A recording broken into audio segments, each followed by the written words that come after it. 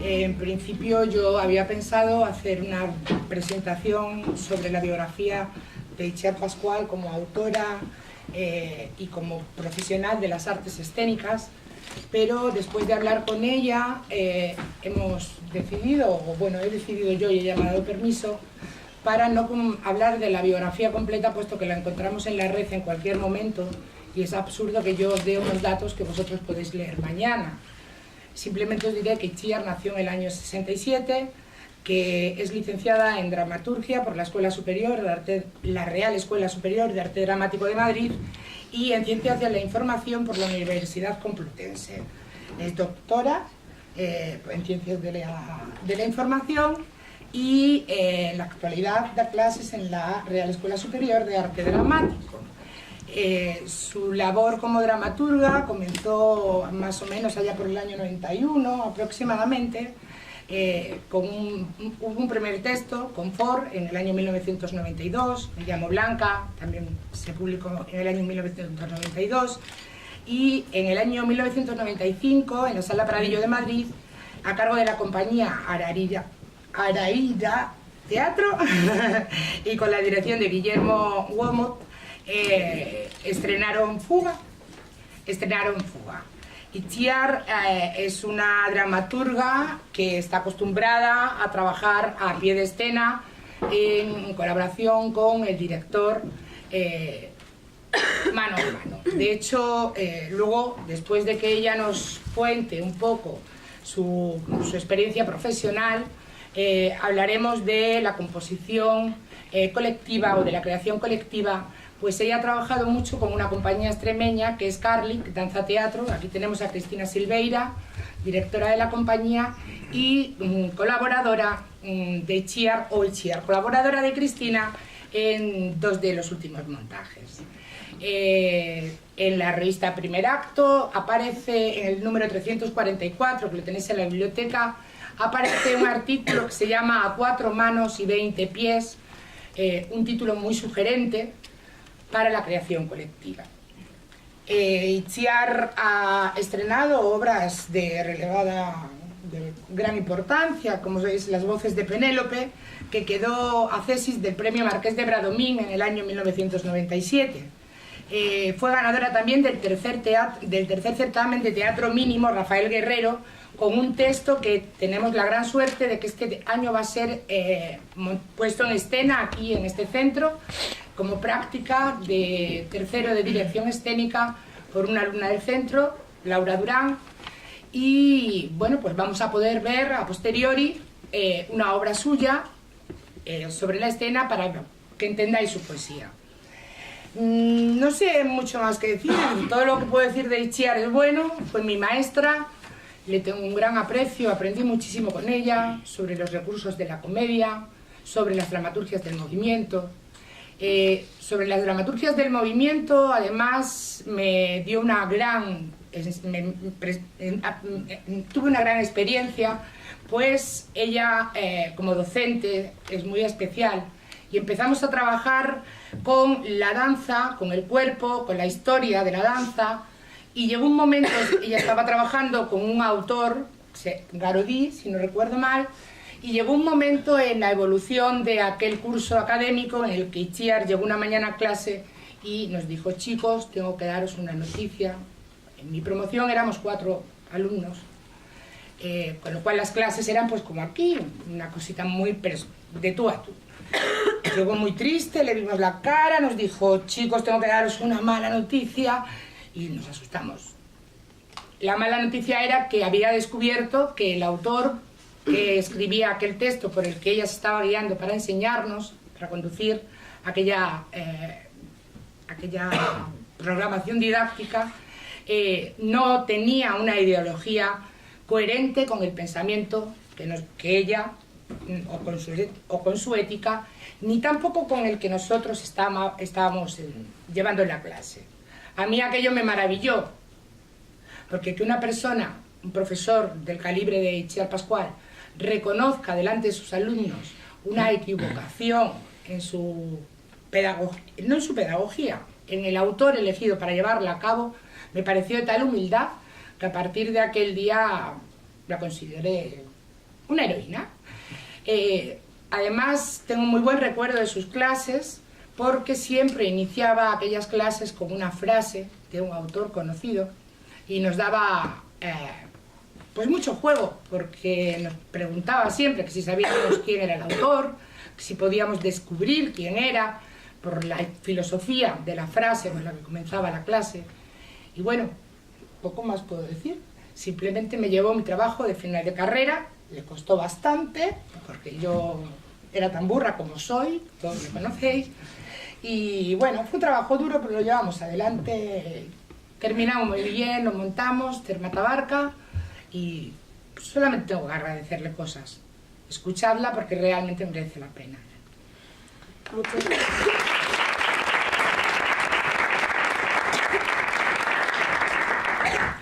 Bueno, buenos días. Deciros que es un placer compartir este espacio y esta jornada con vosotras, con vosotros. Deciros que es un placer compartir estos días, además de especial celebración, como Día del Teatro, ¿no? Compartir con vosotros y con vosotras estas jornadas que tienen que ver con la fiesta del teatro, con el pensamiento, con todas las actividades que estáis celebrando en este momento, con el certamen de textos teatrales, con la actividad de la revista Parábasis, en fin, con todas estas cosas que me parecen tan valiosas y con todo vuestro trabajo. Me siento en casa aquí, por muchas razones que Belén ha explicado. Me siento aún más en casa por la presencia de Belén, a la que quiero agradecer todas las gestiones, todos los mensajes, todos los cuidados que ha tenido y que tiene. Por supuesto también agradecer a Montserrat, que también me ha acogido. En fin, gracias lo primero por todo vuestro trabajo y por estar aquí.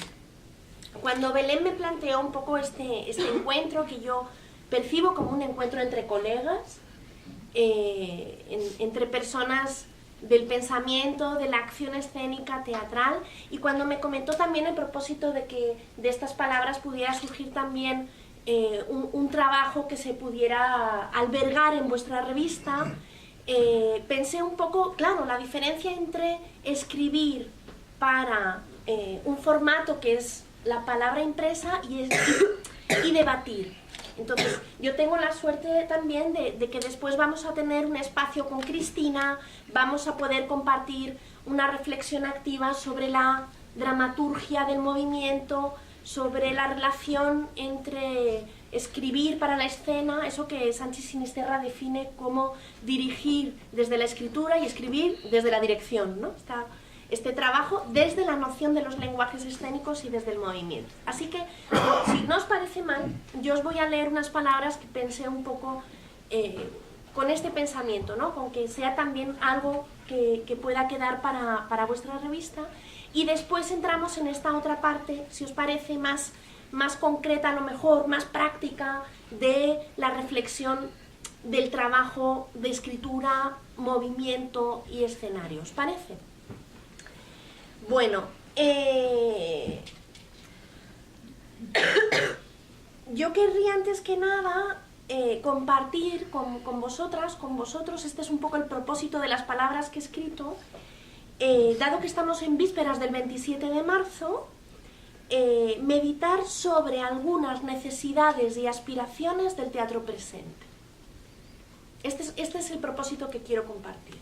Aspiraciones y necesidades del teatro presente. Cuando se habla de necesidades, parece que inmediatamente vamos a referirnos a las materiales, obviamente, ¿no? Tal vez por la evidencia y por la obviedad de lo que estamos viviendo en estos momentos. Pero no solo, porque atender, cubrir las necesidades inmateriales es tan importante o más que las otras. Yo creo que hay algo para todos los artistas de lo escénico, que es la conciencia de que no solamente trabajamos con la materia, siendo la materia esencial, sino que también trabajamos con lo inmaterial. Y que no podemos desvalorizar ninguna de esas dos categorías. Yo quiero hablaros de aspiraciones y necesidades, desde donde estoy y desde lo que soy. Es decir, este discurso, este planteo, no puede ser objetivo ni pretende serlo. Porque de alguna manera, a la hora de elegir, de definir esas necesidades y aspiraciones, me ubico en el propio territorio de lo que considero importante, de lo que considero esencial en el trabajo de un teatro presente. ¿De acuerdo? Y en ese sentido me permito no ser objetiva. Me permito hablar desde la experiencia y desde mi vivencia personal, ¿de acuerdo? Por supuesto, siempre desde la dramaturgia, desde mi práctica personal y profesional en la dramaturgia, a la que yo comprendo cómo ver, oír y sentir para comprender. Si a mí alguien me pregunta qué es esto de qué es la dramaturgia, ¿no? Esa palabra que según Luis Pascual es esa palabra de extraña acepción que suena a medicina, la dramaturgia es ver, oír y sentir para comprender. Yo quiero hablaros de esas aspiraciones no como espacios inalcanzables, sino como un horizonte concreto de trabajo. Para mí esto es también muy importante.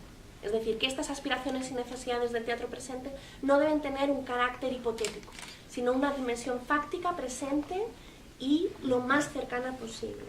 Por ello propondré algunos ejemplos de personas que hacen de esas necesidades virtud. Y creo que también la elección de los ejemplos me ubica en el territorio, me define. Yo explico en mis clases que los personajes son lo que hacen de ellos sus acciones. Aquí elegir, decidir es hacer. ¿De acuerdo? Y por alguna razón que no alcanzo todavía a definir, o que a lo mejor me permito la tarea de definir más tarde,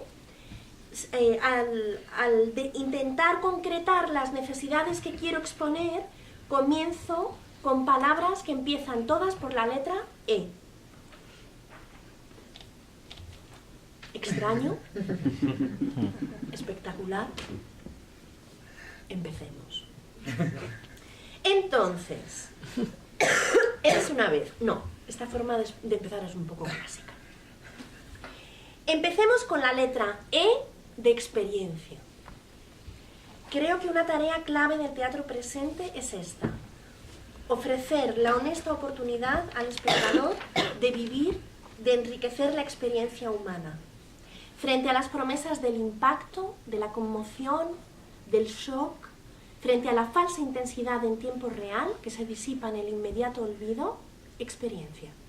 Experiencia es ese perfume esencial de lo que perdura, de lo que no nos deja indiferentes, porque nos concierne, porque nos mueve. La poeta Gloria Fuertes lo decía en un poema luminoso titulado Poética. Si hay poetas que escriben bien y no dicen nada, es que no escriben bien. Lo afirma Gloria Fuertes. No podemos tener miedo al decir. Debemos decir, claro, dejándonos la piel para encontrar el modo. Porque casi siempre el problema es cómo decir lo que no sale de nuestras bocas o de nuestros pies. Cómo proteger el tesoro frente a lo predecible, lo ya dicho, el infierno. Luis Rosales lo indicaba también en un poema deslumbrante, del que recojo un fragmento. Decía Luis Rosales: tal vez para escribir hay que empezar por el principio, y el principio es cambiar nuestra actitud vital. Cambiarla totalmente, ya lo sabes, hasta enterrarse un poco para llegar a las raíces. Esto es contravivir, y a causa de ello, para pensar en algo, estoy fumando. Necesito un prodigio, y quizás el prodigio no es más que un empujón de sordo en la pared del mundo, una palabra imprecisable, y en su realización tienes que distinguir entre lo ambiguo y lo impreciso. No pueden confundirse. La ambigüedad, ya lo sabéis, es el pulso corporal del poema. La imprecisión es el infierno conocido. Claro, los poetas dicen lo que queremos decir los demás, pero bonito y corto. Yo querría, por tanto, seguir con otra E fundamental, que es la E de escucha. Creo que el teatro presente debe estar a la escucha, con agudeza, con toda la atención de la sociedad de la que emana. Una sociedad dolida, cambiante, contradictoria, perpleja, una sociedad que no sabe bien qué hacer con sus jóvenes, con sus estudiantes, con sus artistas, con sus trabajadores, con sus niños, con sus soñadores. Una sociedad que a la vez es chejoviana y beckettiana. Un teatro que comprenda estas circunstancias, que se exija estar ahí, a la escucha, no debe conformarse con la apariencia de la actualidad. La actualidad nos recuerda Italo Calvino. Miro a Belén porque Italo Calvino formaba parte de nuestras lecturas. Es apenas ese ruido de fondo que se disipa cuando tocas el corazón del presente. No basta que la indumentaria, el atrezzo o la palabra parezcan de hoy. Lo que duele, lo que importa, ¿lo es? Un ejemplo de escucha sostenida durante más de 50 años de vida teatral nos lo da, para mí, la revista Primer Acto, y en particular su director José Monleón. Juan Mayorga define a Monleón como alguien que ha callado para que otras voces incipientes, jóvenes, noveles del teatro español se alzaran, y que ha hablado también para que el teatro español fuera escuchado. Primer Acto ha tenido el difícil don de escuchar siempre a los jóvenes, sin paternalismos, sin condescendencias, sabiendo que lo joven es apenas un adjetivo transitorio, que lo que importa es lo que está latiendo ya como fuerza viva, como necesidad expresiva, pero sabiendo también que toda generación artística, que todo grupo de jóvenes creadores necesita encontrar un espacio para manifestarse, que si la revista aspiraba a seguir viva, en el corazón del teatro español debía estar a la escucha. La escucha va unida a la vez a la E, otra E, de entrega. Me conmueven esas personas del sistema teatral que, a pesar de las muchas tentaciones para el cansancio, están esforzándose, también con E, luchando tercamente contra la pasividad, contra la derrota, contra el desaliento, haciendo un teatro que quiere ser espacio de encuentro, doble E, de fulgor democrático. Gente que han decidido exigir y exigirse, no os digo nada, que lo posible sea real. Mi admiración por su entrega a José Sánchez Sinisterra, que después de cumplir los 70 años de edad, con una carrera elocuente a sus espaldas como dramaturgo, director de escena, docente, ha abierto un espacio teatral en Madrid sin ningún tipo de respaldo económico, sin ningún tipo de subvención, sin ningún tipo de apoyo de nadie, salvo de su propia tenacidad y de la gente que cree en lo que está haciendo, con el propósito precisamente de dar talleres, propiciar lecturas, facilitar ensayos, generar debate. El nuevo teatro fronterizo, con sede en una antigua corsetería del barrio de Lavapiés, por eso se llama La Corsetería, es un lugar increíble de formación, creación, acción teatral, en busca de sinergias, colaboraciones, transformaciones, luchando por hacer un teatro significativo, que no renuncia a su fin transformador. Y de la E de entrega se abre el camino a la E de esperanza. Creo que un reto del teatro presente es permitir una indagación sobre la esperanza, porque ¿qué lugar esperamos que tenga el teatro del presente en esta sociedad si no le ofrece alternativas, expectativas, nuevamente con él, de que el cambio no se pague con la inmolación o con la catástrofe? ¿Con qué voluntad pediríamos a nuestros públicos que vinieran a las salas si vamos a decirles que el futuro ha muerto? ¿A qué público?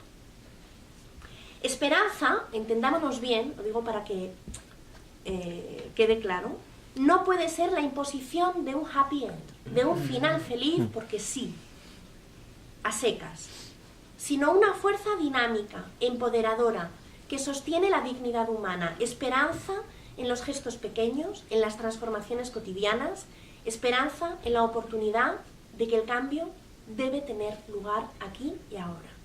Encuentro en el teatro de Susan Le Beau esa fuerza vital, fértil de la esperanza.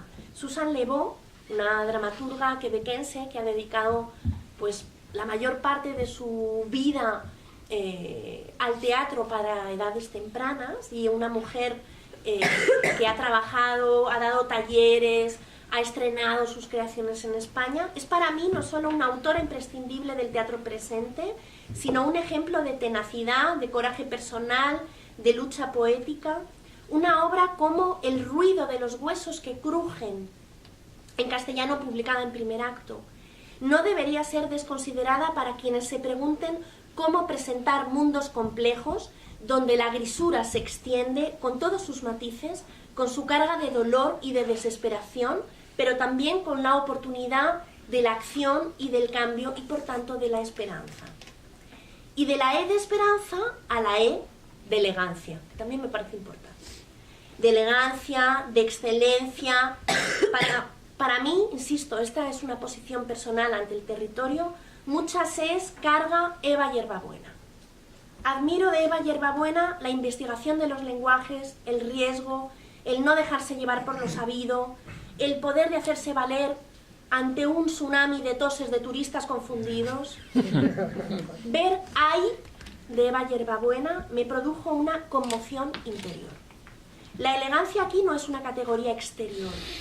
Me imaginaba a Martha Graham, Mary Wickman y Pina Bausch sentadas las tres juntas viendo a Eva Yerbabuena y diciendo, mira la chiquilla.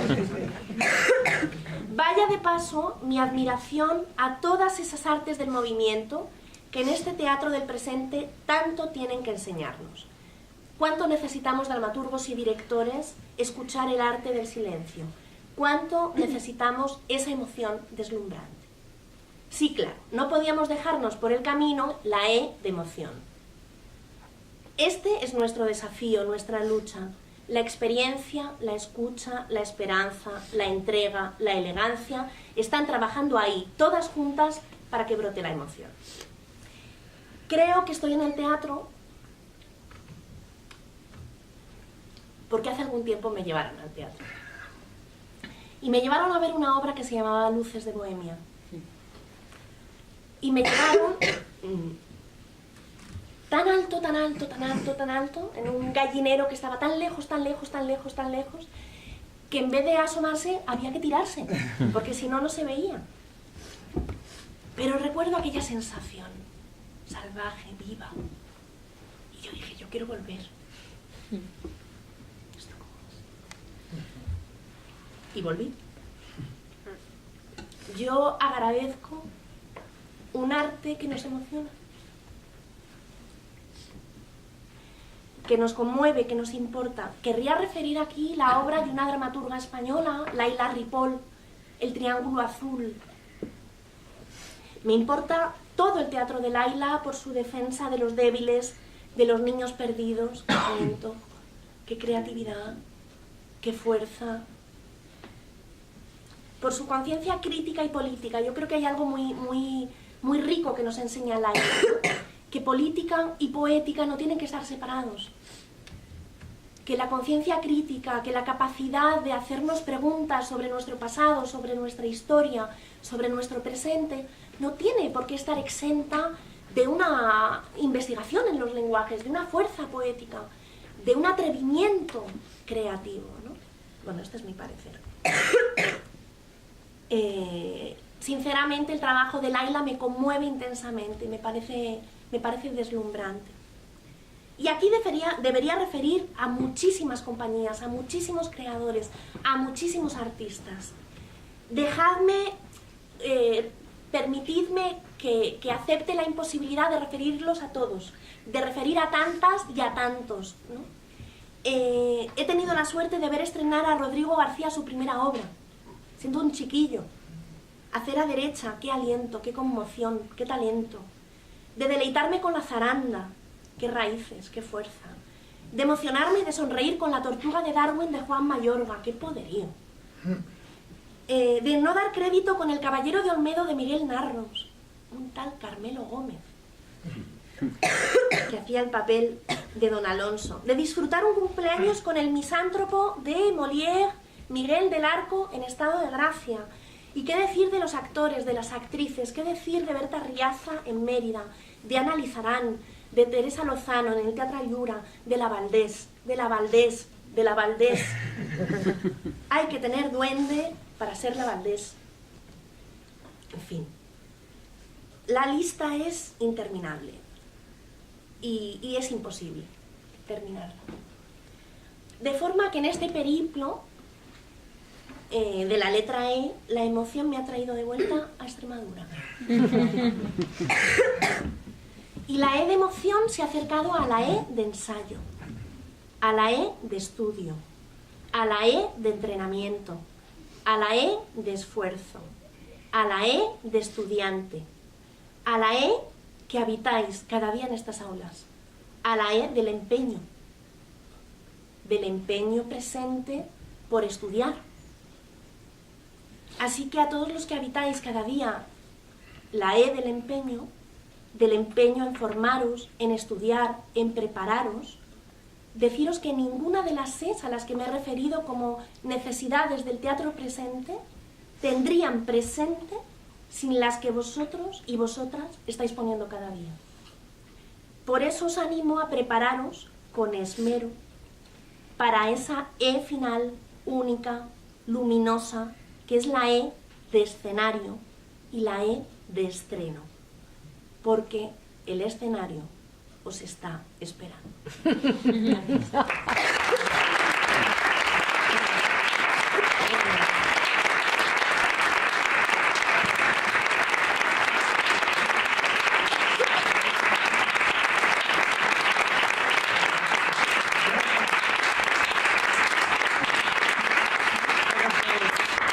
Después de escuchar estas palabras de Itziar, que creo que os habréis dado cuenta que merecía la pena simplemente por escucharlo, como su narratividad, su poética, cómo trae al presente todas las necesidades que tiene el teatro de una manera, con una delicadeza, con una creación de imagen que es maravillosa. Vamos a dar paso ahora a una mesa de debate en la que vamos a contar con la presencia de nuestra antigua compañera, Cristina Silveira, directora de Carlic, Danza Teatro y ha trabajado mucho con Itziar. También va a estar en la mesa Isidro Timón, alumno de tercero de dirección, dramaturgo con varias obras estrenadas, por destacar alguna: Antígona ante el siglo XXI, La maleta, etc. Podéis pasar, chicos, ¿eh? También está con nosotros Nuria Russo, como representante del Departamento de Interpretación, alumna de cuarto de Interpretación, y también por la particularidad de Nuria, que yo creo que es una actriz importante en el texto, pero mucho más importante en su calidad de movimiento. Tiene una calidad de movimiento impresionante. Esta mesa de debate comenzará haciendo ellas una pequeña exposición de su trabajo colectivo para la creación de textos. Por ejemplo, hablaré de princesas. Los datos que yo tengo es que Cristina se enamoró del libro de princesas y buscaba cómo llevar aquello a la escena. Un poco, Cris, ¿me ayudas? Cómo llevar aquello a la escena. Y en aquel momento contactó con Itziar, una magnífica idea que cuando me enteré me pareció maravilloso, porque creí que ambos mundos, conociéndolas a las dos, iban a encajar muy bien, y de hecho así fue, si habéis visto el espectáculo. Me gustaría saber cómo era el trabajo a partir de las imágenes de Cristina o de lo que Cristina iba montando.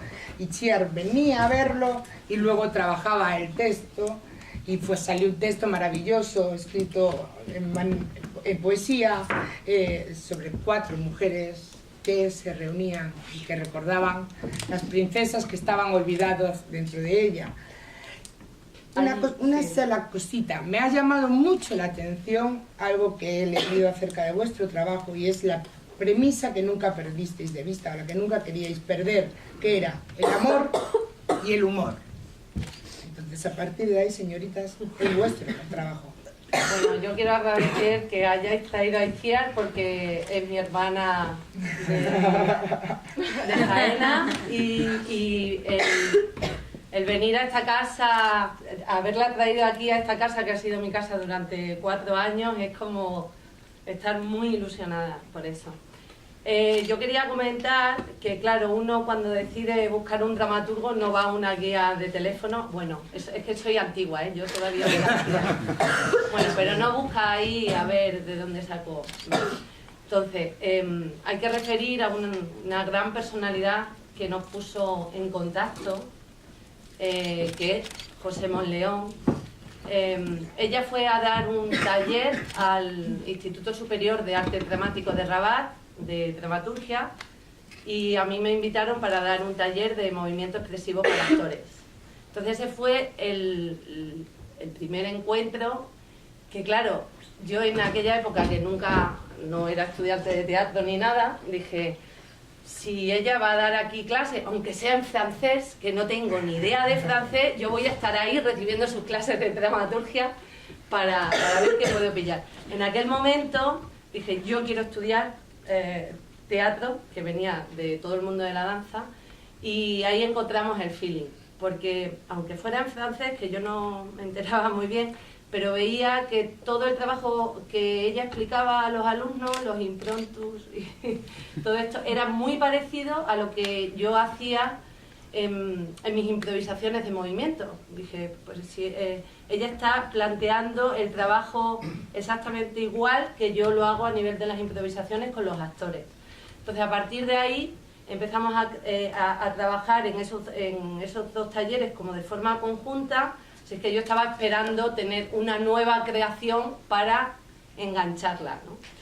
Y en esta primera experiencia de princesa, yo, si tengo que echar la vista atrás, que normalmente no me gusta mucho, prefiero estar hacia adelante siempre, pero estuvimos mucho en el jardín de casa, y yo creo que una de las cosas más maravillosas que le tengo que agradecer a ella es que no paraba de preguntarme. Porque alguien que viene del movimiento y del gesto, para los que han sido profesores míos saben que la palabra no es lo mío, ella sabía, más o menos intuía qué quería yo contar, pero esa dificultad mía de expresarlo con palabras, no había fórmula, y no paraba de preguntarme, pero entonces para este personaje, y a partir de ahí ella iba creando la dramaturgia. Entonces, como poner voz a mi alma fue Itziar. A mí me hubiera encantado tenerla siempre de mi lado todos los días, ¿no? Y ese fue un tipo de trabajo con las chicas, que después, ya a nivel de escena, con las actrices, las bailarinas, Itziar iba viendo procesos de trabajo, y a cada cuánto venía, y a cada cuánto me tiraba así también de las orejas, pero ¿qué quieres estar diciendo aquí? Pero una de las cosas que ha expuesto ella es no parar de saber qué se quiere decir, ¿no? Y ahí estaba continuamente. Y después, bueno, de princesa, antes de pasar a Wangari, pues si quiere ella comentar... Eso. Así es como se realiza el trabajo de creación colectiva entre el director y el dramaturgo, mucho más cuando el director viene del movimiento, con lo cual estamos utilizando un código distinto. No es el código de la palabra escrita, es el código de ver y poder reflejar de alguna manera o poder recoger la emoción que ese sentimiento nos está dando. Estimo, me parece. Entonces ahora nos gustaría abrir una mesa de debate en la que vosotros podáis hacer preguntas a ellas acerca de este tipo de creación, si os interesa, o hablemos de la dramaturgia contemporánea. La dramaturgia contemporánea tiene mucho que ver con el movimiento. Yo creo que el objetivo o el camino, es una opinión personal, de la dramaturgia futura es la incorporación del signo, del código del movimiento para hablar en los silencios, para contar los silencios. Nuestros compañeros que están en la mesa de dirección y de interpretación, que me gustaría que dijeran algunas palabras si les parece bien, si os apetece, si queréis hacer alguna pregunta. Es la primera vez que modero una mesa, o sea, no tengo ni idea, estoy feliz y contenta, tengo a Itziar aquí, no tengo miedo, no hay problema, pero quiero que todos abramos el debate, participemos y... Bueno, yo quiero comentar una cosa, sí. Venga. No, por quitar así el hielo. No, porque es verdad que yo hacía mucho tiempo que no escuchaba lo de creación colectiva. Es por generar ahí un poquito de debate. Porque es verdad que siempre como que se ha malinterpretado el tema de creación colectiva, ¿no? Entonces, yo confío más en que todos los que componen un equipo de trabajo son creadores. Y es verdad que como que he desestimado el seguir empleando lo de creación colectiva porque viene a lo mejor un poco denostado por antiguos trabajos que es todo el mundo aquí, que se me ocurre ahora, y como que no había un norte, una dirección o una línea concreta de trabajo, ¿no? De hecho, es verdad que ahora están saliendo mucho más, en vez del nombre de compañía tal, colectivos tal. Entonces, colectividad como tal, en el sentido que es un grupo de creadores, sí, pero a lo mejor, bueno, quizás la gente más joven no tiene tan metido lo del término tan manipulado, ¿no? Yo creo que nosotros tenemos un recuerdo de la creación colectiva de como finales de los 70 o cosas así. Incluso finales de los 80, yo creo que ahí es donde está como un poco manido, destrozado. Se hicieron cosas más que no sé si estoy en lo cierto, más que teatralmente en el happening, en la performance, en las acciones. Entonces se convirtió en algo como el baile moderno, o sea, que no es danza, no es nada, está ahí todo como un poco sucio, ¿no? No obstante, el término creación colectiva no deberíamos de perderlo, y yo procuro que los alumnos de la escuela generen en creación colectiva, porque el colectivo es importante, el equipo de trabajo es importante, sabiendo cuál es el trabajo de cada uno. Yo estoy aquí para generar el texto de las imágenes que tú estás generando, el iluminador está aquí para ponerle la luz a ese sueño o a esa imagen, a esa atmósfera que tú quieres crear, el actor para generar con su cuerpo la energía que le pida el director o que el dramaturgo haya recogido en un personaje, dándole un carácter determinado. Ahí es donde voy con creación colectiva, más que a lo que Cristina, que tiene toda la razón del mundo, está ahí como un poco mal mirado. Hola. Yo creo que estoy aquí solo para que haya una representación masculina.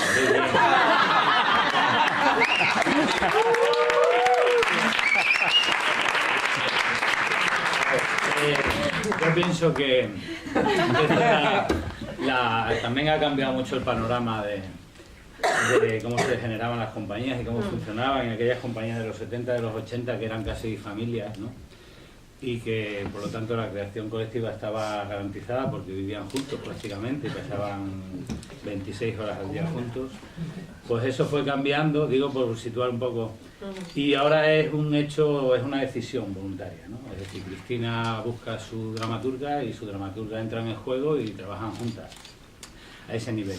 Por supuesto, todos los que participan en una producción son creadores, y eso ya lo aceptamos todos, ¿no? Los actores tienen espacio de creación, el dramaturgo suyo, y estas experiencias son muy interesantes, y a mí me interesa mucho hablar de ellas, porque bueno, ya han contado un poco cómo se iba elaborando, ¿no? En la mente de la dramaturga lo que quería decir, que en este caso venía más de la danza, aunque también tenía experiencia teatral, de Cristina, ¿no?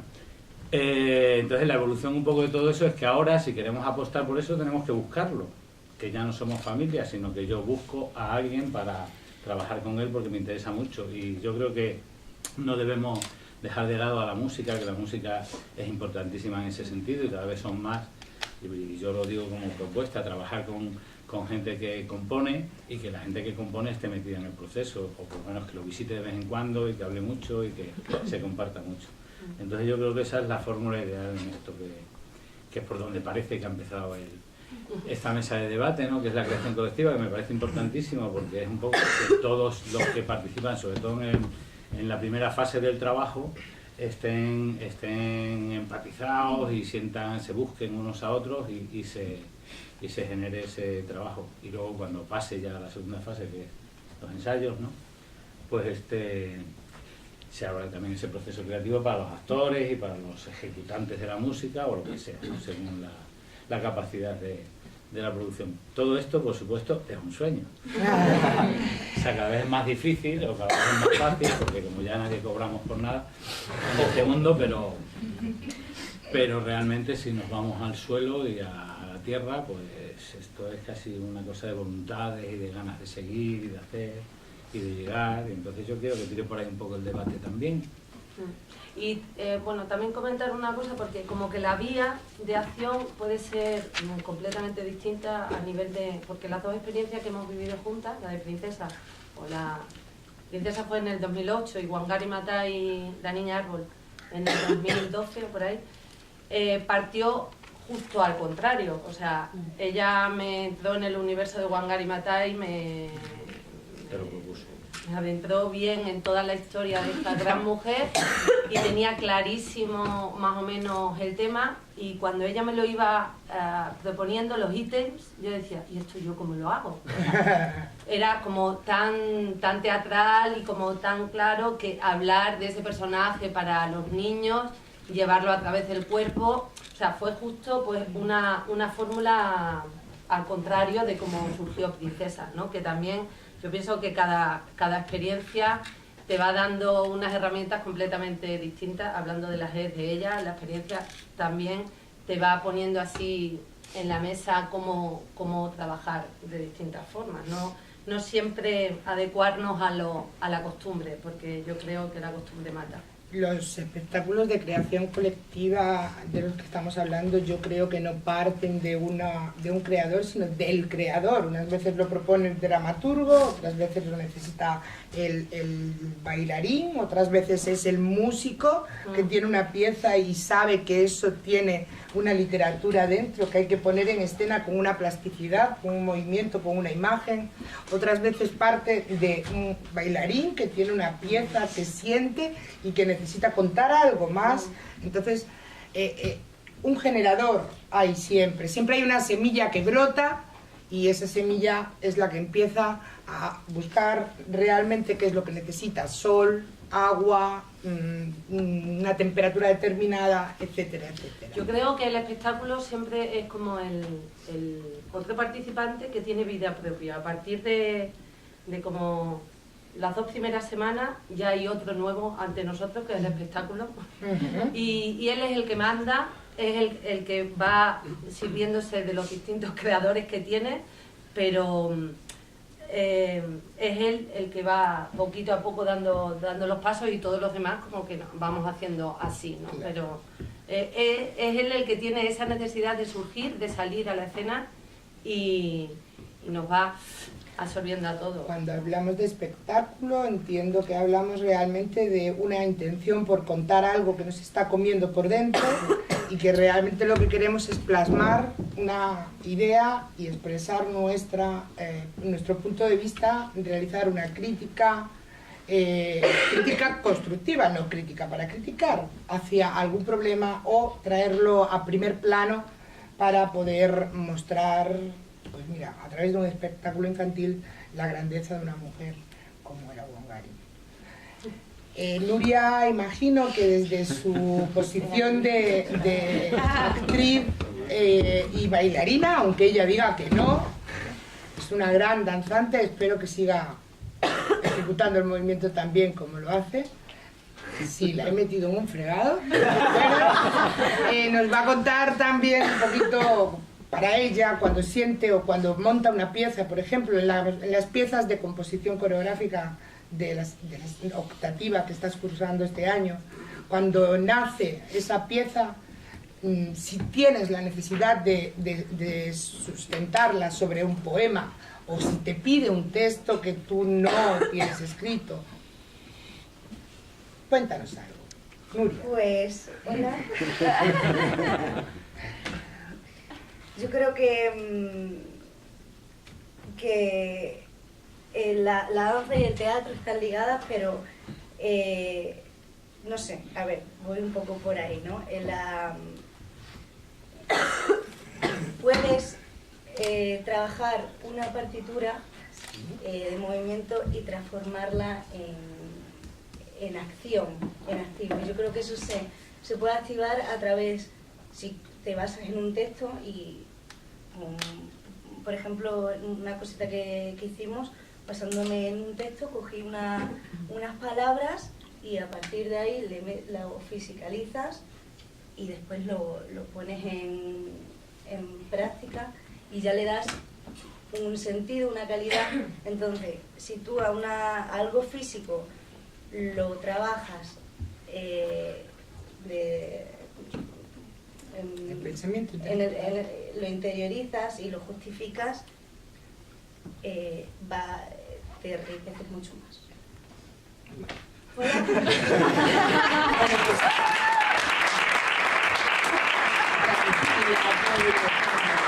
de esta manera hemos comenzado este coloquio, que espero que sea coloquio. A ver, lo que quiero decir que yo antes de venir aquí a lo mejor practicaba danza y la hacía, o sea, me he dado cuenta de que era más superficial, y una vez aplicado a los conceptos que trabajamos, el actor se hace mucho más profundo, lo siente, o sea, lo interpretas mucho más, y eso. Entonces yo lo flipo cuando veo, por ejemplo, montajes tuyos o con Cristinita, que estamos en contemporáneo, y es que es otra manera, o sea, no hay vacío, hay profundidad en el movimiento y en el cuerpo. Y ya está.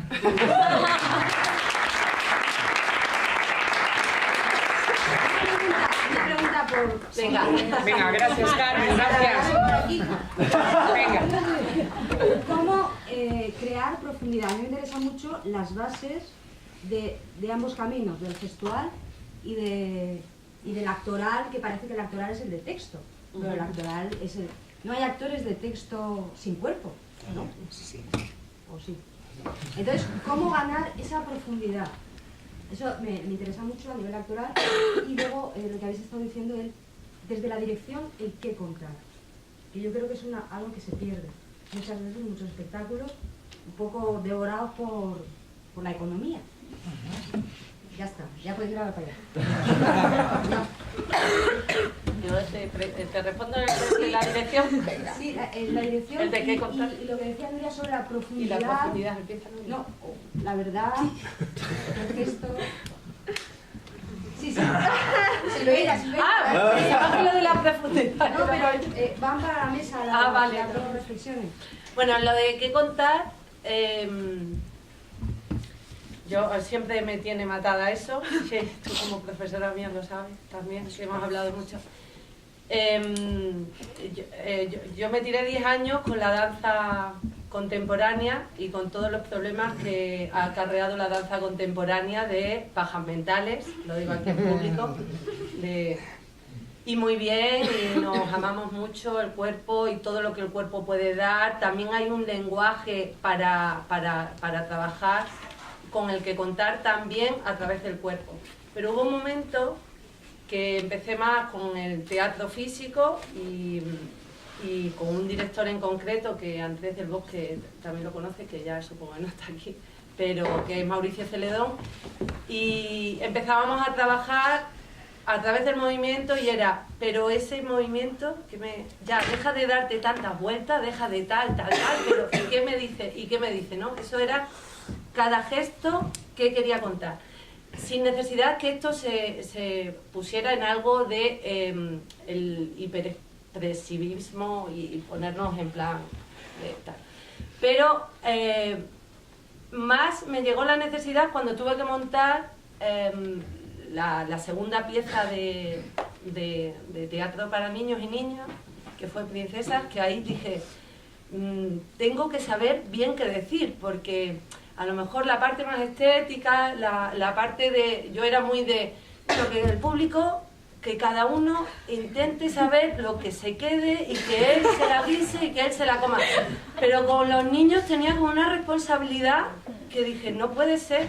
Y no era dárselo todo mascado, no, es que o yo me aclaraba de saber qué tenía que contar, o si no, no te pongas ahí a decirle qué bonito es la vida a los niños, ¿no? Entonces esa fue la mayor de las necesidades. Y gracias al trabajo con ella y todos los, creo que llaman 3 o 4 para niños, empecé a rescatar que ese mismo compromiso lo tenía que adquirir para el público adulto, que había que tener claro qué es lo que uno quiere decir. Eso no significa que se le dé planteamiento, nudo, desenlace y todo así muy claro, pero sí es un compromiso. De hecho, hay muchas veces que de unos montajes a otros tardamos 3 años o más hasta que no tenga claro qué quiero contar. Y no es decir, qué es lo que está de moda ahora, o hasta que no te surge realmente la necesidad, porque sabes que estás en esto para eso, ¿no? Porque si no nos dedicaríamos a otra cosa, un poco con mejores historias. Lo mismo me dio un poco Garbe. Me ha dicho No habla de profundidad. No, porque ahí está El qué contar yo creo que es fundamental, pero el qué contar tiene que nacerte de dentro. O sea, es algo que tú como creador tienes la necesidad de traer a la palestra en ese momento. Es una emoción, o es una observación, o es un pensamiento, porque realmente es tu pensamiento acerca de algo que te bulle. En este momento te puede estar latiendo la necesidad de hablar del mundo que se está yendo al fin y que como no se regenere se va a perder. Entonces, si esa es tu necesidad, tendrás que encontrar las herramientas para contar eso. No meter eso en una herramienta, que es lo que muchas veces hacemos. Coger un texto e intentar meter en ese texto algo que no existe, pero que es lo que nosotros tenemos la necesidad de contar. Por eso, cuando comenzamos a montar como directores o como dramaturgos, es distinto porque vamos a escribir. Entonces nosotros nos planteamos una serie de necesidades y buscamos las herramientas, los personajes, la filosofía de cada personaje, la forma, para poder llegar a nuestro mensaje. Ahora, cuando se genera de la manera que estamos hablando, lo que tenemos que tener claro es por qué ahora queremos hacer esto. ¿Qué significa esto? Ya, concretamente, cuando ella me adentró en el universo de Wangari, fue algo, estábamos justo en el 2012 con todo el tema de lo de la crisis y todo eso, y yo decía, los niños pequeños, cuando nos oigan hablar a los mayores de que todo el mundo, que todo el universo se va al garete, que los problemas en la casa de no tengo para esto, no tengo para lo otro y no sé qué, los críos tienen que pensar que está todo perdido. Entonces, cuando ella me contó la fabulita que contaba Wangari de Maathai sobre el colibrí que iba poquito a poquito con su jotita en el pico Lo de Apagar el fuego. muchas gracias. Apagar el fuego y que los grandes elefantes le decían, No. dice, tú con lo pequeño que eres. Yo decía, claro, es que esto es importante decírselo a los niños ahora, porque que al menos ellos piensen, bueno, yo puedo hacer algo. El darles ese mensaje de decir, no se va a caer así, se te va a caer la tierra encima, y que ellos tengan al menos la esperanza de la que hablaba Iciar, que es algo muy propio en todas sus dramaturgias, que para mí eso también me ha venido muy bien, porque yo era súper, siempre, los montajes míos eran catastróficos, pesimistas. Él me ha visto varios de esos de aquellas épocas, donde era... bueno, sí, ¿no? Esa otra época, yo necesitaba este punto de esperanza que también me dio Iciar, no de happy end, pero sí de saber que algo podemos hacer, porque si no ya estaríamos todos colgados con la patadita en la silla. Pero bueno, y ese pequeño detalle era lo que generó que teníamos que contar eso. Yo solo querría decir que... escuchemos un poco. No, por favor. No, que en esta pregunta, que me parece una pregunta para el trabajo, porque cómo crear profundidad y cómo ganar profundidad en el trabajo del actor, yo creo que es un desafío, ¿no? Y es un desafío de trabajo, de entreno. Desde la dramaturgia, para mí hay algunas cosas que a mí me ayudan, que es la literalidad mata. Yo en clase digo, en escritura dramática, A nunca puede ser igual a A tiene que ser igual a B, a C, a D, y ahí está el trabajo del actor, el trabajo de la actriz. Lo predecible mata. Eso que dice la poeta Francisca Aguirre, que todo poema debe tener inherente una dimensión de misterio. Yo creo mucho en el misterio como esa parte inefable, por tanto polisémica, por tanto rica, por tanto...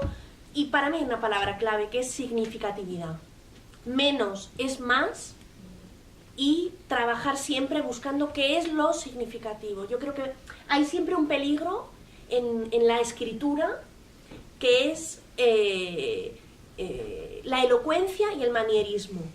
Pero digo en la escritura, pero para mí sería también en otros lenguajes. Creo que en la plástica puedes caer en el peligro del manierismo, creo que en el movimiento puedes caer en el peligro. Y yo creo que es muy importante lo que la compañera decía, ¿no? O sea, que todo está al servicio de construir colectivamente con el espectador una experiencia que se enriquece por la vivencia, por la emoción, por la dimensión del espectador. Para mí, este lío de cómo y qué contar, para mí hay una cosa también que me ayuda.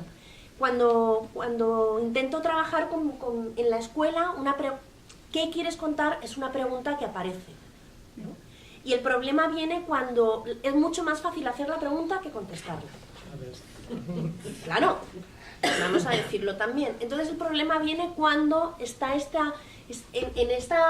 este fragor emotivo. Hay una cosa que es como que es la carta a los Reyes Magos, ¿no? Que es que tú quieres, o sea, todo lo que está comprendido, tú quieres contar todo lo que está comprendido entre el tren eléctrico y la Station 4, ¿no? O sea, todo, entre todo. No, o sea, tú tienes que aceptar con humildad la incapacidad y la impotencia expresiva. Tú tienes que, para mí es muy importante plantear, define en una oración principal simple lo que quieres contar. O sea, porque es y nota a pie de página, ¿no? Como 4 páginas. No, oración principal simple. Ya, o sea, porque lo importante es simple. O sea, yo creo que también un problema que tenemos es el lenguaje. Lo farragoso del lenguaje. O sea, es que lo quiero dar todo. Ya, pero como tenemos la suerte de que esto no es un viaje de una estación, sino de una vida, entonces permítete aceptar que esto es esto. Es una gota de agua. Y esta gota de agua puede provocar un efecto en el corazón y en el alma de una persona que le sirva y que le alimente y que juegue y que te lo devuelva, pero es una gota, no es un pantano. Entonces, para mí ese principio de humildad, de aceptar humildemente que lo que tú vas a contar es muy pequeñito, pero qué orgullosos estamos de esto que es muy pequeñito. Porque es un poco eso que dice Umberto Eco, ¿no?, en relación a las tesis doctorales, que es muy importante ser humilde en el proceso y orgulloso en el resultado. Pues yo creo que en el arte del actor va un poco ahí también. Yo, como experiencia propia, por lo que está diciendo, os diré que cuando empecé a construir mi texto de final de cuarto curso, y ella era bueno, tenía dos tutores, Chiar para la parte dramatúrgica y Juan Mayorga para la cuestión de ideología o reflexión de pensamiento que iba a meter en aquella obra. Yo recuerdo que mis 5 primeras tutorías eran: no, en una frase, ¿pero para qué me traes estos folios? ¡No! Porque mi intención era contar algo muy sencillo, pero redactaba folios para no decir nada. Y ella siempre me decía: una frase. No lo conseguimos, fueron 3 o 4.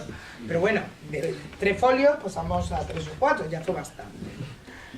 Yo soy de cámara, pero tengo una pregunta.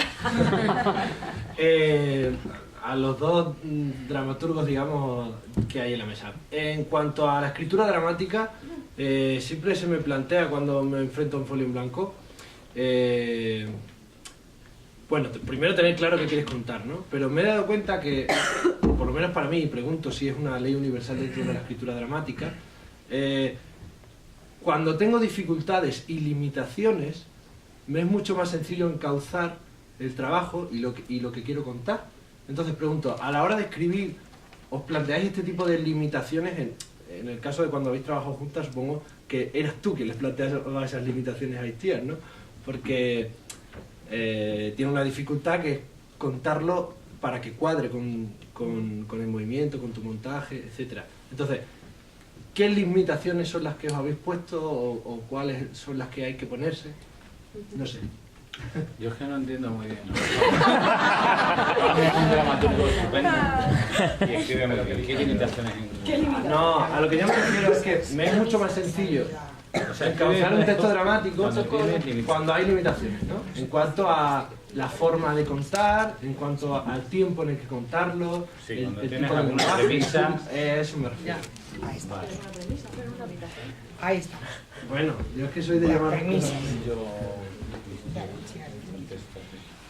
Yo creo que el trabajo con las premisas es un trabajo muy útil, sobre todo en una fase exploratoria. De hecho, antes refería a Sanchis Sinisterra. Yo creo que José es una persona que ha trabajado mucho esta idea del trabajo de los protocolos, del trabajo con ejercicios. José, que es un hombre que ama la taxonomía dramatúrgica,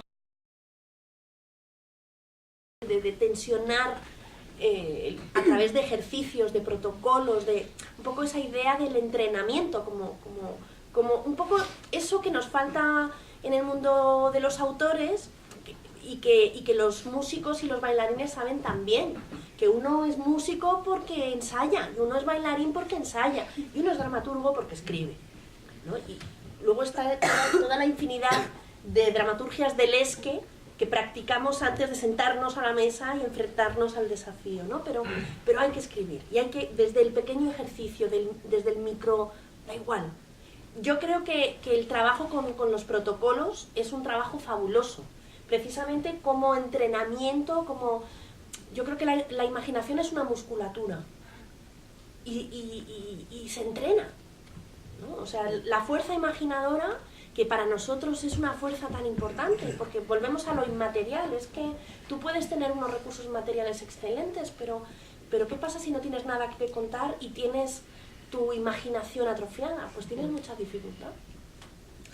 Y yo creo que es muy interesante ese tipo de línea de trabajo. Entonces, y sobre todo el irte también poniendo premisas a ti mismo, ¿no? Y poder jugarlas, ¿no? En mi trabajo he intentado trabajar a veces hay premisas que te planteas de forma consciente y otras no, porque no siempre. Yo creo que también eso que dice Sanchis, ¿no? Que los autores no tenemos por qué ser la máxima autoridad sobre el texto. Puede ocurrir que no lo sepamos todo, sobre la obra que hemos escrito, ¿no? Que haya lugares de sombra sobre ese texto que desconocemos. Entonces a mí me interesa mucho, y a veces también me interesa mucho preguntarme después si había premisas de las que no era consciente en el proceso de trabajo. ¿Quieres seguir algo, Isidro? Yo estoy totalmente de acuerdo en lo que ha dicho Itziar. Escribir con premisas puede ser externas o propias. Si son externas te ayuda a canalizar y es un ejercicio que te viene fenomenal, porque cuando te dicen ya sobre qué tienes que escribir y qué se pretende y para cuántos actores, pues esas premisas te influyen y te afectan y te ayudan. No, pero al final te ayudan, porque ahí lo que más entra es el oficio. Evidentemente también te puede faltar la imaginación y el encontrar la clave, que en eso estamos siempre. Y de hecho, si no te quitan el texto, casi que es imposible que tú lo des, porque nunca está acabado. Como no te lo quites ya el director así. Y luego las premisas internas, que esas pues son, yo que soy, no me conozco nada. No sé lo que, o sea, no sé lo que. Cuando ya ha pasado y ves que han encontrado cosas que tú no preveías, pues te alegras mucho de no conocerte y de seguir estudiando. Y totalmente de acuerdo con lo de que hay que trabajar mucho y hay que entrenar mucho, porque es la única manera de poder hacer algo un poco decente. A mí me gustaría ligar todo esto que estamos hablando con una pregunta que tienes en tu discurso inicial. Has hecho una pregunta letal, que es ¿qué público? Entonces, yo creo que esa puede ser la piedra angular de todos los problemas, cuestiones que nos hacemos constantemente en la calle, compañías, aficionados, docentes. Algo pasa con el teatro, algo pasa con la escena, algo nos pasa. Entonces, desde esa pregunta, puedo verla o sentirla contestada en lo que habéis comentado al principio, en esa dramaturgia colectiva, dramaturgia de todo tipo de creadores, desde el cuerpo, desde la literatura, desde el tal. Pero después de aquí hemos saltado al qué cuento. Yo creo que es un error el qué. Pienso humildemente que está todo contado. Que lo que hay que preguntarse es cómo lo contamos. Porque el ser humano somos muy elementales, somos muy simples, no nos pasa, no tenemos que contar tantas cosas, es que no hay tantas cosas, ni siquiera en la imaginación, creo yo. Yo creo que lo que es interesante es cómo lo contamos. Los asesinatos se llevan contando desde que el hombre es hombre, el amor se lleva contando desde que el hombre es hombre, hombre es género humano, etc. Entonces yo creo que tenemos una crisis de público, es decir, no tenemos público, el público que tenemos son, pues ya sabemos, amigos, familiares, alguien, pero yo creo que queremos llenar los patios de butacas, los teatros, nos gustaría ver haciendo cola en las taquillas, nos gustaría que el teatro actuara con más dinamismo en la sociedad, porque al fin y al cabo estamos ante un sistema de comunicación. Entonces, la pregunta, ¿qué público? ¿Qué público y cómo público? ¿Cómo podemos acceder a ello? ¿Cómo podemos recuperarlo? ¿Cómo podemos atraparlo? Yo creo que a través de los temas, no, es mi opinión, no, creo que no. Porque ¿de qué tema le vamos a hablar? De la muerte, del amor, de los celos, de la venganza, del absurdo de la vida, ¿de qué le vamos a hablar? Que no hayamos oído. Yo creo que a lo mejor sería el cómo, y el cómo ligaría mucho, y ahí estoy con vosotras y vosotros, ligaría mucho creo en esta dramaturgia colectiva, el escribir in situ, el escribir en el... no sé. Es muy rica la pregunta que lanzas y trae detrás muchas cosas. Yo creo que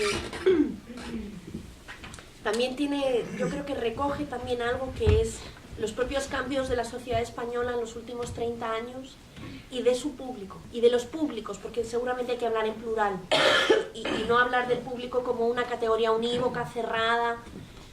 Es posible que en los últimos 30 años haya habido etapas necesarias, por otro lado, importantes, en las que era más importante lo que se trabajaba internamente en los espacios de ensayo, en las salas de ensayo, que el acto mismo de mostrarlo. Yo creo que hoy la relación con el público, al menos para mí, es una tarea innegociable. Lo que pasa es que aquí, y este es el lío, yo creo que ha habido una época en la que pensábamos que el público estaba como una categoría, ¿no? Como una especie de estatuto per se, porque se suponía que había personas que trabajaban para que el público estuviera.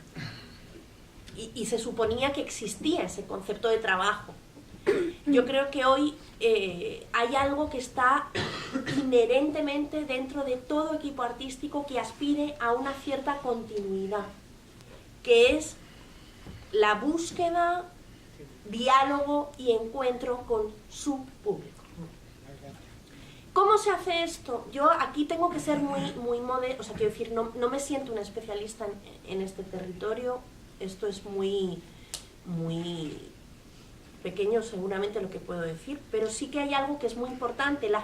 Yo creo, y pongo el ejemplo del documental Maestras de la República, si me permitís, para poder, dado que me he exigido a mí misma poner ejemplos, pues quiero poner un ejemplo, ¿no? Un proyecto absolutamente modesto en su perspectiva material, que parte de un equipo que plantean que van a hacer un documental porque la memoria de las maestras de la República es una tarea innegociable. Y que se ponen a hacerlo y que van a hacer unas jornadas sobre las aportaciones de las maestras de la República, y se produce un fenómeno inesperado para ellos mismos, para el equipo que lo estaba haciendo. Se produce un fenómeno impensable. La cola, o sea, el otro día contaban en la Resada las compañeras del proyecto, decían, es que cuando de repente uno me dice, pero habíamos visto una cola de gente y pensábamos que venían a otra cosa de la Biblioteca Nacional y que la cola era para otra cosa, y dicen, que vienen que es para nosotras. Y dices, ¿pero qué dices? ¿Qué es para nosotras? Quiero decir que hay algo que es muy importante, que es, lo que pasa es que es muy difícil, que es intuir qué no se ha dicho, porque sobre la temática, claro, sí, Robert Abirachet dice que hay apenas 7 temas fundamentales de la literatura y en la narratología se sostiene, ya lo sé. Pero ¿eso significa que todo lo que se ha dicho es todo lo que necesitamos compartir en este momento? Yo creo que no. Claro, también yo creo que no desde un pensamiento feminista, porque desde el feminismo nos planteamos que hay mucha parte de la historia oficial que ha escindido muchas historias. Y porque desde el feminismo nos planteamos precisamente que ha habido un aminoramiento de la presencia de las mujeres en los relatos, y en las ficciones, y en el discurso, y en la significatividad que eso tenía. Es decir, y como creadora, si yo pensara que todo está dicho, es altamente probable que mi propia fuerza creadora se aminorara. A lo mejor también hay una parte mía que dice, es que como yo llegué a la conclusión de que todo se ha hecho, ¿qué voy a hacer yo? En ese sentido, yo creo que hay una doble tarea, que es trabajar, o sea, y partir de una premisa que es ¿a qué público? Es una pregunta dramatúrgica. O sea, yo no puedo hacer esta pregunta desde la mercadotecnia, desde la producción, porque son territorios en los que hay gente mucho más cualificada que yo, obviamente. Pero desde la dramaturgia es ¿a quién me dirijo? ¿Qué persona, qué gente puede tener una complicidad con lo que yo quiero contar? Y la tarea es, o sea, y en eso Susan Le Beau, pongo el ejemplo de Susan porque sí lo conozco y me parece clave. O sea, una cosa que a mí me admiraba del trabajo de la compañía de Susan Le Beau era cómo, claro, llevan 40 años haciendo teatro para la infancia y girando por todo el mundo haciéndolo. Y estrenando en la Comédie, o sea, en Cádiz dirían no ni nada. 40 años de trayectoria, sosteniendo una compañía, girando por todo el mundo, escribiendo, y una cosa que Susan hace con su equipo es, por ejemplo, El ruido de los huesos que crujen, una obra que es las niñas soldado, lo que viene siendo comercial. Lo que en un criterio de programador al uso, lo que viene siendo comercial. Teatro para edades tempranas, teatro para la infancia, con la temática de niñas soldado. Niñas, además, con una conciencia de qué implica para las niñas el ser raptadas de sus comunidades, de sus familias, y ser sometidas a una jerarquización militar donde la violencia tiene todos los recorridos. Bueno, pues lo primero que hace es un trabajo desde la base, con los colegios. Con los colegios no como los colegios que llegan 4 autocares a llenar, no, desde el propio proceso creador, desde la propia escritura de la obra. Y además, un trabajo con las asociaciones. Y además, un trabajo con los colectivos, con el tejido social, con lo que llamamos sociedad civil.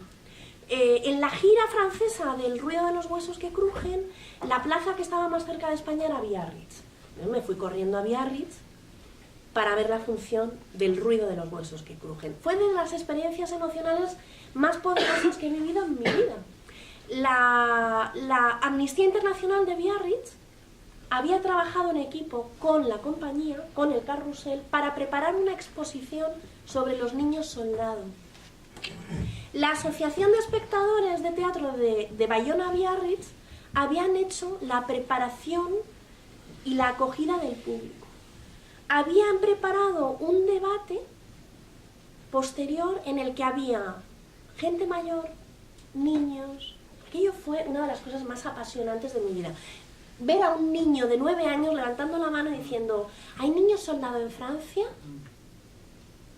Y levantar la mano un señor de 78 y decir yo he sido un niño soldado. Yo en la Segunda Guerra Mundial, en la Resistencia, sí, no estaba drogado, no padecí los abusos de las drogas y de los abusos sexuales que aquí se cuentan, pero yo fui un niño soldado. Y ver un teatro que apela a un niño y a un señor, quiero decir, es verdad que todo lo hemos dicho, pero a lo mejor no del todo. Y yo creo que en esa convicción de que no del todo, anima también la posibilidad de hacer el teatro del presente. Sí, pero cuando yo comento que está todo dicho, no es una tesis que yo sostengo y que defiendo. No se me interpreta así, por favor. Lo que trato es de, arropándome en la hipótesis de que está todo dicho, pues buscar vías, que sería la dramaturgia colectiva o esta experiencia que acabas de comentar, que de alguna manera me responde, porque yo estoy ahí, yo pienso así, y es mostrarnos más allá del escenario, es decir, ir a los sitios, como tú has comentado, que fueron al instituto, que vino un niño, que vino un señor mayor, en fin, salir del ámbito del teatro como edificio, o del ámbito de la escuela como edificio, y mostrarnos a la ciudadanía como una gran herramienta de comunicación y no esperar aquí a la puerta a abrirles a ellos las puertas. Que creo que me lo has contestado, pero insisto que no es mi tesis lo de que está todo contado, es una hipótesis más que una tesis. De todas formas es fundamental que nos pongamos en la parte del receptor cada vez que vamos a contar, porque nosotros podemos querer contar algo, pero también tenemos que preguntarnos si eso que queremos contar a alguien le va a interesar. No podemos lanzarnos, yo creo, a contar sin saber o sin ser conscientes, aunque no sea desde la parte de producción, sino desde la parte de creación. Lo que yo voy a contar, ¿hay gente que lo quiere escuchar? Pues posiblemente sí. Ahora, ¿cómo lo voy a contar? Para saber a quién puedo llegar. Dependiendo de la manera que yo elija para contarlo, llegaré a un nicho de mercado o llegaré a otro nicho de mercado. Pero siempre habrá alguien que querrá recibirlo si yo me planteé con anterioridad cómo iba a ser recibido, ¿no? O sea que tenemos que preguntarnos las dos cosas a la vez. ¿Qué quiero contar y quién me quiere escuchar? ¿O para quién lo voy a contar? Porque si no... Y el problema que tú planteas, que es la forma. Lo que pasa es que para mí va todo... en la forma además, claro, y la finalidad, ¿y para qué? Es que en la forma también te puedes entrar en la cosa de está todo hecho. Lo mismo que está todo dicho, parece que está todo hecho, ¿no? A nivel de forma. Entonces, yo opto más porque el contenido se puede coger distintas vías en lo que se quiere contar o que sean los temas universales y no estar tanto en de qué forma, a nivel de forma, como tal, porque eso sí que es mucho más fácil ver, esto ya lo ha hecho fulanito, esto ya es más fácil ver que está como todo hecho. Yo quiero hacer un momentito un inciso porque ella no lo va a hacer. Es que ha hablado ya varias veces de Susan Le Beau. Ella ha hecho un trabajo y está editado, yo no sé si lo tiene en la biblioteca aquí, pero yo recomiendo La huella de la esperanza, ¿no? Es así el título, y tiene todo un trabajo sobre esta dramaturga para quien esté interesado para el trabajo de teatro para niños y niñas. Me parece que fue Asiter, ¿no?, quien lo publicó. Y bueno, yo lo recomiendo pues para que se traiga a esta biblioteca porque es muy buen trabajo y a mí me sirvió muchísimo, muchísimo. Vale. Yo quiero volver a lo que ha dicho antes Belén, porque ha planteado que nos preguntó también qué quiere escuchar el público. Me parece una pequeña trampa porque ahora mismo a lo mejor imitas a Belén Esteban y llenas el teatro así por... Entonces le pregunta a Itziar, ¿no?, como dramaturga, si se pregunta más qué quiere el público o qué necesita el público. Porque sí es verdad que esta sociedad tal y como está necesita enseñanza, valores, entonces no es tanto lo que quieren como lo que necesitan, ¿no? Entonces a la hora de plantearte hacer una dramaturgia, ¿qué es más importante? Es muy difícil. Las buenas preguntas son para llevárselas a casa. Yo ahora me querría ir a casa a pensar. Te puedo intentar contestar con mi práctica, con el último texto que he escrito. El último texto que he escrito, que creo que ha sido la experiencia más difícil, más complicada, complicada en ese sentido en el que sabemos todos, ¿no?, qué pasa cuando no te sale, ¿no? ¿Qué pasa? Eso que decía Gades, ¿no?, cuando ensayaba, cuando ya te duelen los riñones, que los riñones te pueden doler de ensayar y te pueden doler de ordenador, da igual, son los mismos riñones, ¿no? Y te duele y Dios mío, y por favor. Ha sido un proyecto en colaboración con la Comisión Española de Ayuda al Refugiado, el nuevo Teatro Fronterizo de José Sánchez Sinisterra, La Casa Encendida y Le Monde Diplomatique, que está respaldando este proyecto de investigación. Es un proyecto que para mí ha sido revelador, que se titula A Salvo y que es la oportunidad que se nos ha dado a una serie de dramaturgos de recibir la vida de un refugiado o una refugiada en Madrid. Y a través de un proceso de encuentros, de reuniones, escuchar la vida de una persona refugiada, ¿no?, de ahí el respaldo de CEA como comisión, y convertir la vida de una persona en una creación artística, en una dramaturgia, para presentarla como actividad, como acción artística en la Casa Encendida. Bueno, yo creo que ha sido la experiencia más difícil de escritura en mi vida, por muchas razones, por cómo, entre otras cosas, porque, bueno, pues para empezar, ¿qué significa recibir el tesoro de la vida de una persona? Y la responsabilidad de recibir el tesoro de la vida de una persona. Recibir una vida, además, que tiene una dimensión de significatividad, pero de lucha, de sufrimiento, impresionante. Y cómo, y para qué, y para quién. Bueno, yo creo que los dolores de riñones, una de las cosas que pasaba era, ¿para qué? ¿Para qué? O sea, ¿para qué va a ir la gente al teatro? A lo mejor esta es la pregunta también, ¿no? O sea, ¿para qué van a ir? Cuando digo el para qué es, claro, tienen muchas cosas que les entretienen gratis. Es posible que nosotros discrepemos sobre la altura estética, ética, de algunas formas de entretenimiento de la sociedad en la que vivimos. Pero lo cierto es que hay mucha gente que recibe de manera sistemática muchas formas de entretenimiento. Y la pregunta es, ¿qué va a hacer que esas personas salgan de casa? ¿Qué razón personal, qué necesidad personal va a hacer que esas personas salgan de casa, de casas cada vez más confortables, comillas, comillas, ponerle todas las cursivas, ¿no? Pero en las que van a recibir mensajes a través de los medios de comunicación, hay quien dice que esta es una sociedad con supraficciones, ¿no? Con un superávit ficcional, y que un rasgo de la posmodernidad es el superávit de ficciones. Y no encontré la manera de contarlo hasta que no comprendí el para qué.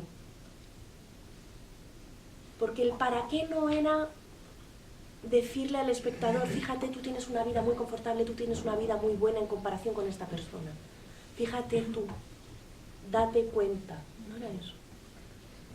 Yo tenía que encontrar algo que era fundamental, que era que esa vida, que además debía proteger, entre otras cosas porque había cosas que yo debía callar. Yo creo que un dramaturgo también es aquel que debe decidir dónde se calla.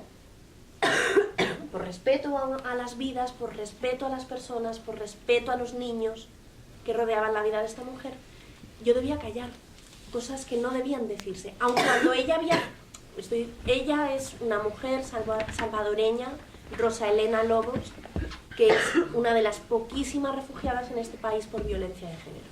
Imaginaos lo que significa que un juez establezca una sentencia judicial de protección, de reconocimiento por violencia de género, ¿vale? Es algo muy raro en este país.